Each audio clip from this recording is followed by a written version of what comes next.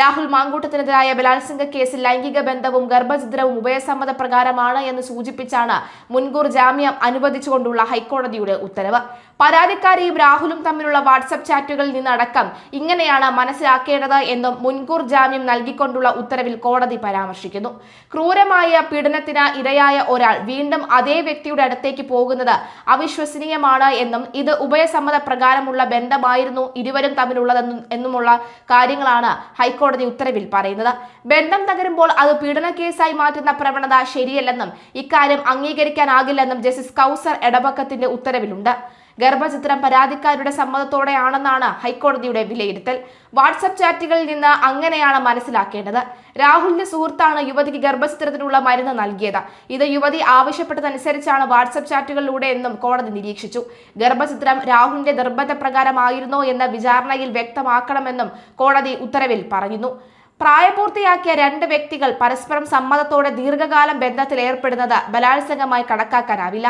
ഇത്തരം ബന്ധങ്ങൾ പരാജയപ്പെടുമ്പോൾ അവയെ ക്രിമിനൽ കുറ്റമാക്കുന്ന പ്രവണതയിൽ സുപ്രീം കോടതി നേരത്തെ ആശങ്ക പ്രകടിപ്പിച്ചിട്ടുള്ളതായി ഹൈക്കോടതി ചൂണ്ടിക്കാട്ടി.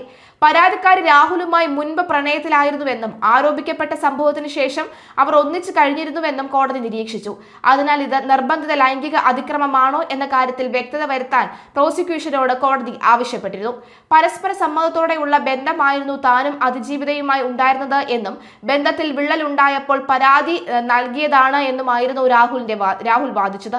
ഈ വാദങ്ങളെ ശരിവെക്കുന്ന വിധത്തിലാണ് ഹൈക്കോടതിയിൽ നിന്നും വിധി ഉണ്ടായിരിക്കുന്നത്. ആരോപണം ബലാത്സംഗ കുറ്റത്തിന്റെ നിർവചനത്തിന് വരുന്നതല്ല. ഗർഭചിത്രം നടത്തിയെന്ന ആരോപണം തെറ്റിദ്ധരിപ്പിക്കാനാണ് ഉള്ളത്. ഇക്കാര്യത്തിൽ തന്റെ പക്കൽ മതിയായ തെളിവുകൾ ഉണ്ട് തുടങ്ങിയ കാര്യങ്ങളാണ് രാഹുൽ മാങ്കൂട്ടത്തിൽ പ്രധാനമായും മുന്നോട്ട് വെച്ചത്. തനിക്കെതിരെയുള്ള അന്വേഷണത്തിലും രാഷ്ട്രീയ സ്വാധീനമുണ്ടെന്ന ഏറെ വൈകി നൽകിയ പരാതി മുഖ്യമന്ത്രിക്കാണ് നൽകിയത് തുടങ്ങിയ കാര്യങ്ങളും രാഹുൽ ഉന്നയിച്ചിരുന്നു. രാഹുൽ നിരന്തരം കുറ്റവാളിയാണെന്ന പ്രോസിക്യൂഷൻ വാദം ഹൈക്കോടതി അംഗീകരിച്ചതേയില്ല.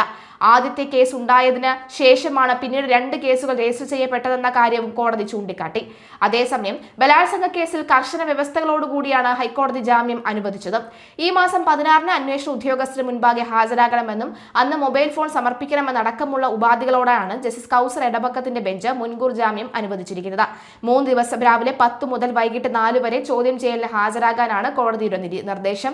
ഒപ്പം കേരളം വിട്ടു പോകരുത് എന്നും പാസ്പോർട്ട് സമർപ്പിക്കാനും രാഹുലിനോട് നിർദ്ദേശിച്ചിട്ടുണ്ട്. രാഹുലിനെ ചോദ്യം ചെയ്യുന്ന സമയത്ത് കസ്റ്റഡിയിലുള്ളതായി കണക്കാക്കി ലൈംഗിക ശേഷി പരിശോധന ഉൾപ്പെടെയുള്ളവ നടത്താമെന്നും കോടതി വ്യക്തമാക്കി. രാഹുലിനെ അറസ്റ്റ് ചെയ്യുന്ന പക്ഷം 1 ലക്ഷം രൂപയുടെ ജാമ്യത്തിൽ വിടണമെന്നും കോടതി നിർദ്ദേശിച്ചു. എല്ലാ രണ്ടാം ശനിയാഴ്ചയും രാവിലെ 10-നും 11-നും ഇടയിൽ രാഹുൽ അന്വേഷണ ഉദ്യോഗസ്ഥന് മുൻപാകെ ഹാജരാകണമെന്നും അതിജീവിതയെയോ സാക്ഷികളെയോ ബന്ധപ്പെടാൻ ശ്രമിക്കരുതെന്നും കോടതി ഉത്തരവിൽ പറയുന്നു. അപകടകരമായ വിവരങ്ങൾ. നേരത്തെ 2ാം ബലാത്സംഗ കേസിൽ മുൻകൂർ ജാമ്യവും 3ാം ബലാത്സംഗ കേസിൽ ജാമ്യവും രാഹുലിന് ലഭിച്ചിരുന്നു. ഇതോടെ രാഹുലിനെതിരെ പോലീസ് എടുത്ത 3 പീഡന കേസിലും ജാമ്യം ലഭിക്കുകയാണ്.